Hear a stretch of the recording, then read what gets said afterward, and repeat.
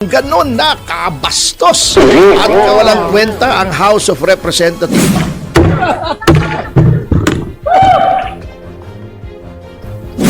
Grabe, ngayon lang ako nakita ng ganyan kabastos. Kaya alam nyo, although ayaw ko kasi nasa konstitusyon naman at may House at may Senado, hindi mo masisisi yung sentimiento ni Senator Padilla. I-shut down na daw ang Senate sa kang House. Itong ating saligang batas ngayon ay kung paano sinasalbahe ng mga mambabatas ngayon at mga politiko, huwag na tayong mag-aksaya ng pera ng taong bayan. Sarado na lang natin. At saka hindi mo minsan masisi yung iba na parang gusto ay RevGov na eh. Alam nyo, yung pinakikita ng liderato, akala nila bida sila, akala nila magaling sila. Nasilaw kasi sa kwarte. I mean, let's not mince words. Puro pera ang inaatupag kasi nagmamadali sila doon sa budget, doon sa General Appropriations Bill na maging batas na. Sabagkat naka-built-in na at sinabi na rin ni Congressman Leviste, built-in na yung panuhol sa kanila. Nag-move, in-approve, nag-adjourn. May gusto pa magsalita, hindi rin pagsalita. Ganon na kabastos at kawalang kwenta ang House of Representatives. Speaking of Kalembang, grabe talaga tong ating House of Representatives, wala na talaga. Di ba sabi ni Pangulong Marcos, although pabalat bunga at pa-cute lang naman, mahiya naman kayo bago palakpakan sila. Kaya napapalakpakan sila kasi wala silang kahihiyan. Nakita niyo yung pagpasa ng yung bycam. Ipapasa nila. 1 minuto lang. Nag-move, in-approve, nag-adjourn. May gusto pa magsalita, hindi rin pagsalita. Ganon na kabastos at kawalang kwenta ang House of Representatives. Hindi ko nilalahat, may mga matitino mga miyembro dyan. Siyempre, kilala naman natin kung sino, pero as a whole, yung liderato, napakasama. Grabe, ngayon lang ako nakita ng ganyan kabastos. Kaya alam nyo, although ayaw ko kasi nasa konstitusyon naman at may House at may Senado, hindi mo masisisi yung sentimiento ni Senator Padilla. I-shut down na daw ang Senate sa kang House. At saka hindi mo minsan masisi yung iba na parang gusto ay RevGov na eh. Pero wag, para sa amin at para sa partido na PDP Laban, ayaw po namin ng extra constitutional. Kaya lang, pagka ganyan ang nakikita, talagang sasadsad ang trust level ng ating pamahalaan. At alam nyo, yung pinakikita ng liderato, akala nila bida sila, akala nila magaling sila. Nasilaw kasi sa kwarte. I mean, let's not mince words.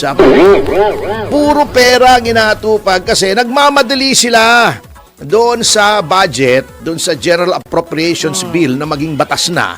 Sabagkat naka-built-in na at sinabi na rin ni Congressman Leviste, built-in na yung panuhol sa kanila para sa impeachment. Ayan Pebrero na, malapit na eh.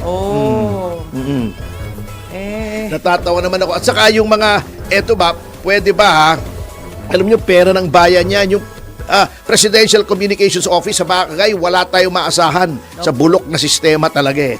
Pag kumuha naman kayo ng trolls, yung matinu-tino naman, yung medyo masarap namang i-engage at yung may follower, magto-troll kayo. Ang follower, 5, 8. Wala pa ng double digit eh. Meron nga, anak ng teteng, huwag na bang kayong magpakawala ng troll na 0 followers, nakakahiyai. Bago binabayaran niyo yung mga yan, papira naman kayo. Pera namin yan eh, ha? Sa bagay, anong mapapala mo sa ganyang klaseng Presidential Communications Office na 5th rate? 5th rate, hindi pa nga 2nd rate, hindi pa 3rd rate eh. 5th rate. Kumbaga sa abilidad ay nasa mas mababa pa sa trust rating ng Pangulo, below, mga 1,000 meters below sea level. Ang abilidad, kapasidad, at mental, yung mental ability ng mga nasa PCO ngayon. Kita nyo naman ang style, di ba?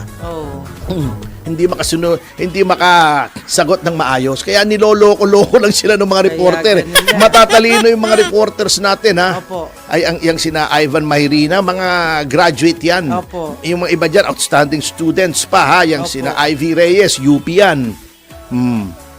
Talagang mapapahiya ka kung ikaw ay isang abogadong nasa ilalim lamang ng LRT dati. Naluklo ka dyan. That is the misfortune of this government. At least, yung ama niya, ni Pangulong Marcos, he was able to recruit the brightest and the best. Magagaling ang Yes. gabinete niyan. Totoo po. Ito, puro puwet. Sinong mga gabinete nito? Yung malaki ang na i-contribute na mga pera noong kampanya. Yun ang kinuha niya. Yung si Laurel sa DA. Malaki kontribusyon yan. Ang dami, di ba? May mga contractors pa nga nag-contribute. Di ba? May mga presidential advisors. Ginawang yung full-pledged member ng gabinete na may portfolio. Hindi yung portfolio, lalagyan na ng pera. Ha? Sabihin na may portfolio, line agency, halimbawa, education or trade and industry. Yan yung mga may portfolio. Kasi merong cabinet member kuno-kunot with the rank of secretary, wala namang makasilbi. Parang Consuelo de Bobo. Katulad kay Larry Gadon. Hindi ko sinasabing bobo si Gadon, ha? Oo. Yung term na Consuelo de Bobo ay matagal na pong term yan. Pero siya, Consuelo de Bibo. Ayan, bakit? Bibo. Bakit Bibo? Mahilig sa hotdog. Di ba yung mga hotdog na masarap? Bibo yun. Uy, baka ma-misinterpret yung ni Larry. Murahin ka noon, ha? Hindi, mabait. Oo. Kaibigan ko yun. Oo. Bibo. Basta sabihin mo, mahilig matalino. sa hotdog, baka kung anong isipin niya na ini-insinuate mo. What are you insinuating? Sabihin ni Larry Gadon. No, sir. What I mean, pangalan kaya yun ang hotdog Bibo. Ang dami-dami ng hotdog. May Pure Foods, may CDO. Ba't Oy. naman Bibo pa yung napili mong hotdog naman? paborito ko Ikaw yun, may Bibo, pinahihiwatig ka. Ikaw naman walang ganyan na naman. Sorry, sir. Huwag mo naman ginaganyan si Larry Gadon. Maaring walang silbi yung tao. Kasi poverty alleviation. Pero tuloy-tuloy ang hirap ng tao. Pero huwag mo namang sinasabing kung ano-anong mahilig sa Sabi na, hotdog. Tony, pinapalaki mo Bibo. Baka nga malalaki gusto niyang hotdog. Ano ba yan? Tanda ko tuloy yung guest natin, maskulados Yung jumbo, hotdog, kaya mo ba to? Ay, Kaya mo ba to? Ay, sorry guys. Hindi. Kasi mga words na naririnig sa mga bata. Anyway, ikita Sorry mo naman po. hindi kasi naabutan ng mga kasalukuyang henerasyon at a Opo. few generations before the present one. Hindi nila alam kung gaano kagaling ang gabinete ni Pangulong Marcos. Nandyan si Bong Tangco for Agriculture, local government, si Ronyo. Mga eksperto ito. Solicitor General, Estelito Mendoza, di ba? Ayan, magaling mag-ballroom yan. Oo, si dati. Ngayon, hindi na. Ay, hindi na patay na. Oo, kasi mahirap. Ikaw talaga. Yung Defense, Enrile, di ba? Yes. Puno. Ricardo Puno. Yes. Opo. Justice, ang gagaling. Justice Puno. Prime Minister, Opo. si Cesar Virata, ang gagaling. Even yung mga justices na na-appoint noon, magagaling. At yung sinasabi nilang ng panahon ni Marcos biased, hindi naman, parehas. Wag lang siyempre ito prangkahan. Opo. Wag lang si Marcos ang kalaban mo. Talo ka na talaga. yayari ka Pero talaga. all things being equal, Aha. parehas ang Korte Suprema noon. Opo. Ngayon naman, parehas din naman. Pero ibig sabihin, kasi sinisiraan nila noon na lahat daw hawak ni Marcos. Hindi po. Nagpa-practice na ang tatay ko nung panahon ni Marcos. Naabutan ko naman yung panahon ni Marcos. Kasi College of Law na ako nung napalitan si Marcos nung umalis. Opo.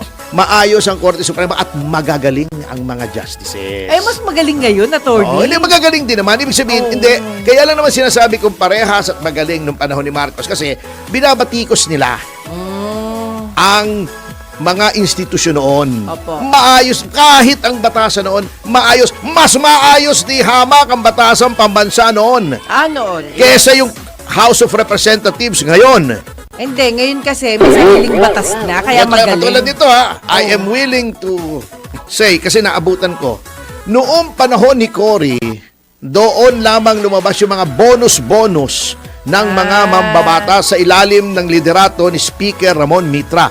Binigyan nila yung sarili nila noong 1990s. 1990s ba yun? 1990s. Okay. Okay, nagbigay sila sa sarili nila ng tig 100,000 na bonus. Nabuking ito.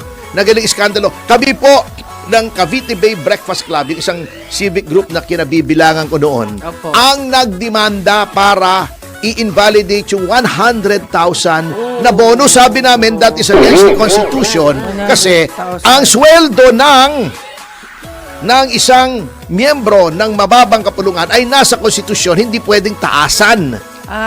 Oo, hindi pwedeng taasan habang sila ay Nakaupo. nakaupo. Ayun. At eto, para sabihin ko sa ang contrast, even yung House of Representatives ng panahon ni Cory, Opo. panahon ng ibang mga dating presidente, Opo. nung nabuking, isinoli nila.